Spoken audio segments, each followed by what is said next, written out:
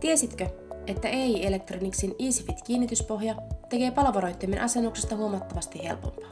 EasyFit-kiinnityspohja kiinnitetään kattoon vain kerran. Se soveltuu sekä uppo- että pintakaapelointiin, joten asennus onnistuu erilaisissa kohteissa helposti ja siististi. Palovaroitin napsautetaan paikalleen ilman monimutkaista johtojen kytkentää jokaisen laitevaihdon yhteydessä. Kun palovaroitin tulee käyttöikänsä päähän tai haluat päivittää uudempaan malliin, vanha laite irrotetaan ja uusi kiinnitetään samaan EasyFit-pohjaan.